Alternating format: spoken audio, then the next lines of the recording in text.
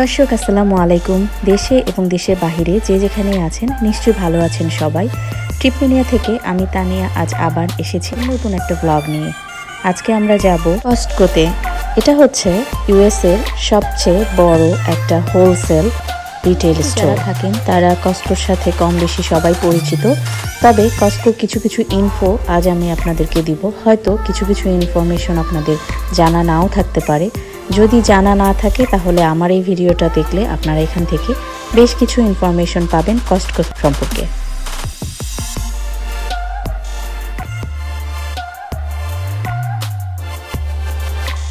House club নামে পরিচিত Costco wholesale corporation হচ্ছে আমেরিকান মাল্টিন্যাশনাল কর্পোরেশন।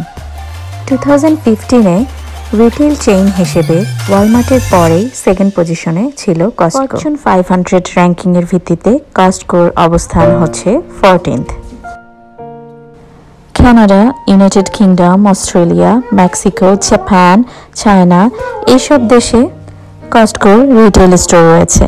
কস্টকোতে শপিং করার জন্য আপনার থাকতে হবে কস্টকোর মেম্বারশিপ কার্ড। আপনার গাড়ির গ্যাসোলিনও পেয়ে যাবেন কস্টকোতে তুলনামূলক কম মূল্যে। তো আমাদেরও প্রায় সময় চলে আসতে হয় কস্টকোতে বিভিন্ন ধরনের গ্রোসারি শপিং এবং আরও অন্যান্য আনুষঙ্গিক যেসব শপিং রয়েছে সেগুলো আমরা করতে পারি। আমাদের যে কস্টকোটা রয়েছে সেখানে আরেকটা খুবই ভালো সুযোগ আছে, সেটা হচ্ছে এখান থেকে আপনারা হালাল মিট যেগুলো আছে সেগুলো আপনারা এখান থেকে কিনতে পারবেন, যেটা সত্যি আমাদের সবার জন্য প্রয়োজন। তো সেই জন্যই যারা হালাল ছাড়া অন্য কোনো কিছু খান না তাদের জন্য এখানে এই সুযোগটাও আছে যে আপনারা হালাল বিভিন্ন ধরনের মিটস এখান থেকে কস্টকো থেকে কিনতে পারবেন এবং প্রাইসগুলো তুলনামূলকভাবে কিছুটা কম। কস্টকোর প্রোডাক্টের কোয়ালিটিও বেশ ভালো। গেস্ট আসবে, তো কিছু কেনাকাটা করবার জন্যই আজকে কস্টকোতে চলে এসেছি। তো ভাবলাম যে আপনাদের সাথে শেয়ার করি। বিভিন্ন কিছু আমি ঘুরিয়ে দেখাচ্ছিলাম আপনাদেরকে যে কোথায় কি পাওয়া যায়। অনেকেই কম বেশি কস্টকোতে শপিং করে। কস্টকোতে শপিং করে তারাই বেশি লাভবান হয় যাদের ফ্যামিলি মেম্বারের সংখ্যা একটু বেশি। ছোট ফ্যামিলিদের জন্য আসলে এখানে যেটা হয় যে বেশ কিছু জিনিস বেশিরভাগ ক্ষেত্রেই যেগুলো জিনিসপত্র রয়েছে সেগুলো একটু বাল্ক সাইজের পাওয়া যায়। তো সেই ক্ষেত্রে যাদের বাসায় ফ্যামিলি মেম্বার একটু বেশি আছে তাদের জন্য ভালো যে একসাথে বেশ কিছু বাল্ক সাইজের জিনিসপত্র কিনলে সেগুলো নষ্ট হওয়ার সম্ভাবনা কম থাকে, যে প্রপার ইউজ হয় এবং প্রাইসটাও সেই ক্ষেত্রে রিজনেবল থাকে। তো যখন আমার ফ্যামিলি ছোট ছিল তখন এইভাবে কস্টকোতে আসা হতো না, আর এখন যেহেতু ফ্যামিলি মেম্বার্স বেশি তো সেই ক্ষেত্রে আমাদের বাচ্চাদের জিনিসপত্র আরও অন্যান্য সাংসারিক বিভিন্ন কিছু কেনাকাটা করবার জন্য প্রায় সময় দেখা যায় কস্টকোতে আসা হয়। আমি পার্সোনালি লাইক করি এখানে শপিং করার জন্য যে একসাথেই সব কিছুই আমরা পেয়ে যাই, বিভিন্ন জায়গায় যেতে হয় না। এবং যে জিনিসটা বেশি ভালো লাগে সেটা হচ্ছে যে এখানকার প্রোডাক্ট বা ফুড কোয়ালিটি খুবই ভালো, যেটার জন্য একটু মেন্টালি স্যাটিসফাইড থাকি যে একটা যেখান থেকে আমি জিনিস কিনছি সেটা জিনিসের ভালো কোয়ালিটি আমি কিনছি ফ্যামিলির জন্য, নিজের জন্য।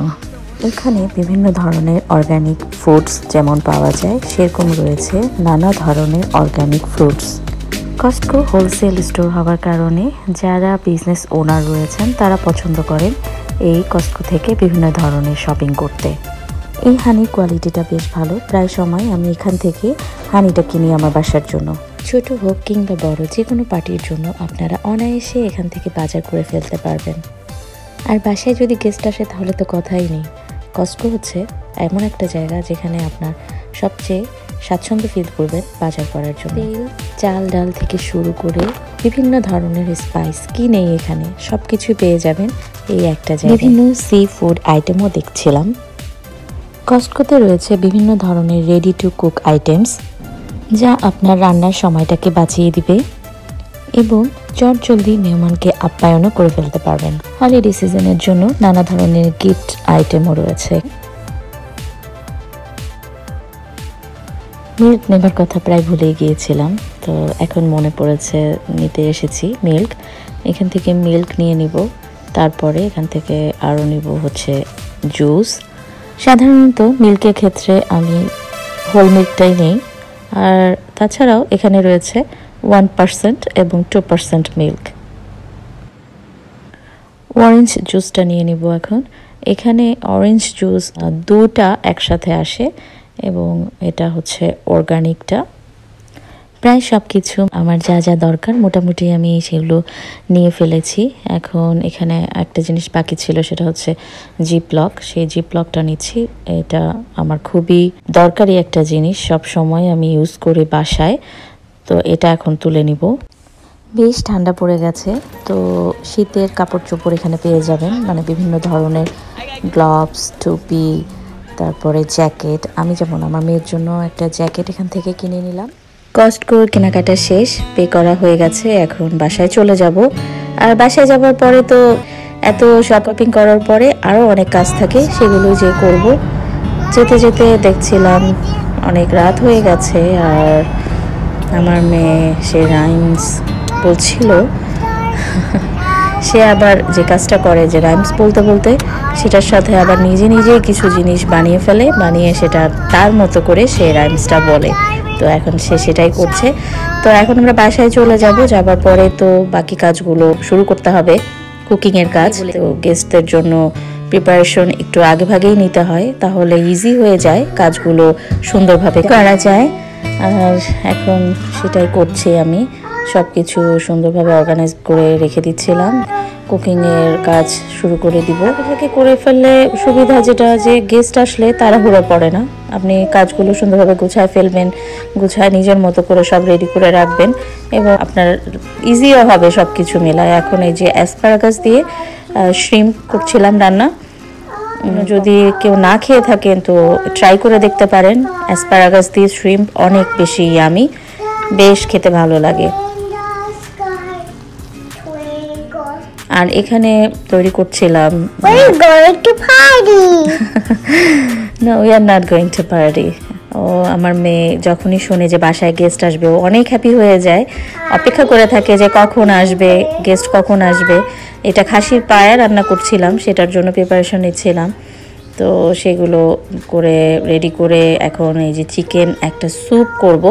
এই স্যুপটা নর্মালি চিকেন স্যুপ বললে যেটা বোঝায় সেই টাইপের না। এই স্যুপটা হচ্ছে সকালবেলা ব্রেকফাস্টের সাথে আপনি পরোটার সাথে খাবেন, অনেক ইয়ামি।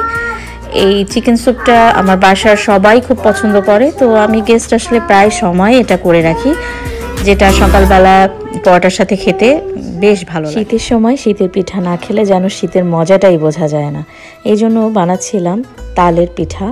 তালের পিঠা বানানোর পূর্বে আমি ব্যাটারটা রেডি করে নিচ্ছিলাম। ভালোভাবে আপনাকে সেই ব্যাটারটা হুইস্ক করে নিতে হবে যাতে কোনো লাম্পস না থাকে।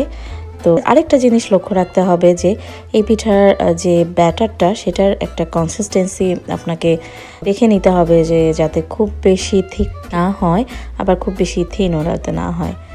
তো বাটারটা রেডি করার পরে এখন পিঠাগুলো ভেজে নিচ্ছি। দেখেন বেশ ভালো ফুলেছে, তার মানে একদম পারফেক্ট ছিল ব্যাটারটা। আর এখানে সবাই দেখতেই পাচ্ছেন যে এটা হচ্ছে পুডিংটাও বেশ সুন্দর হয়েছিল। আর সাদা মিষ্টি আমার খুব পছন্দের একটা মিষ্টি। এই মিষ্টিটা আপনারা দুভাবে করতে পারেন। একভাবে হচ্ছে আপনারা মিষ্টির যে শিরাটা থাকে সেটা দিয়ে রাখতে পারেন, আবার হচ্ছে আরেকভাবে করতে পারেন, সেটা হচ্ছে আপনি এটাকে কোনো কিছুর সাথে গলিয়ে নিতে পারেন, শুকনো পাউডার দুধের সাথে। আর এটা ছিল পাকান পিঠা, সুজির পাকান পিঠা।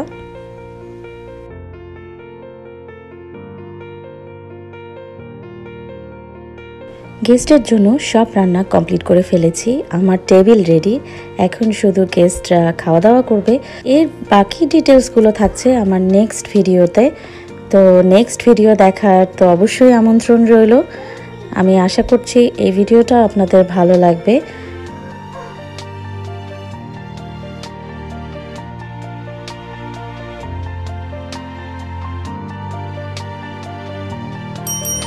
বন্ধুরা, আজ এই পর্যন্তই। আবার হাজির হব নতুন একটা ভ্লগ নিয়ে। আশা করছি সেটা হবে খুব শর্টলি। ভালো থাকবেন সবাই, and stay tuned with Tripmania. আল্লাহ হাফিজ।